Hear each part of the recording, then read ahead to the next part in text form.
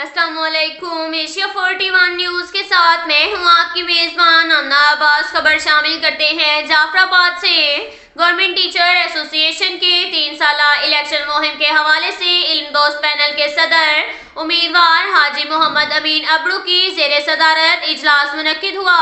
इजलास में ओहदेदारान, मेंबरान, असातिज़ा इकराम ने कसीर तादाद में शिरकत की।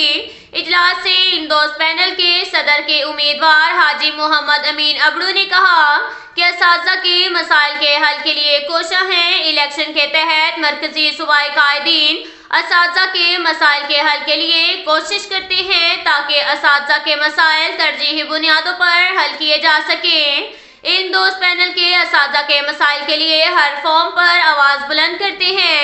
हमारे असातिज़ा में कोई ग्रुप बंदी नहीं है, हम सब भाई भाई और प्यार मोहब्बत से रहते हैं। तालीम पर पूरी तवज्जो देते हैं, तालीम दोस्त होने का सबूत देते हैं और मुस्तकबिल के मामारों के लिए पूरी तरह मुस्तकबिल के मामार मुस्तकबिल संवारते हैं। इसके साथ ही एक और खबर शामिल करते हैं सरगोदा से। हमारे ब्यूरो चीफ मोहम्मद नदीम के मुताबिक सरगोदा में थाना अर्बन एरिया के एक इलाका में स्नोकर क्लब में मामूली तल्ख कलामी पर बासर मुलजिमान ने गरीब मेहनत कश के बेटे को तशद्दुद का निशाना बना डाला। मुलजिमान ने स्नोकर स्टिक से नौजवान की नाक की हड्डी तोड़ दी, सर और कमर पर भी तशद्दुद किया, जिसके नतीजे में नौजवान को फौरन अस्पताल ले जाना पड़ा। मुतासरीन के मुताबिक SHO थाना अर्बन एरिया मुलजिमान की कार्रवाई के बजाय मुलजिमान की पुश्तपनाही में मसरूफ है। 4 रोज गुजर जाने के बाद भी SHO थाना अर्बन एरिया मुकदमा दर्ज करने से इनकारी है। मुतासरीन का कहना है कि गरीब को इंसाफ ना मिलना एक सवालिया निशान बन चुका है।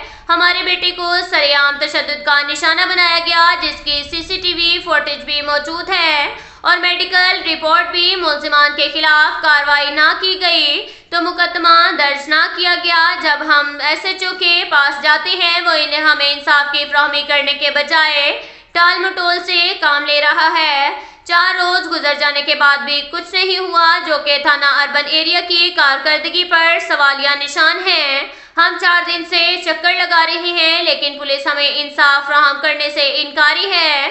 मुतासरीन ने DPO सरगोदा मोहम्मद फैसल कामरान और RPO सरगोदा शारिक कमाल सदीकी से फौरी नोटिस लेने का मुतालबा किया।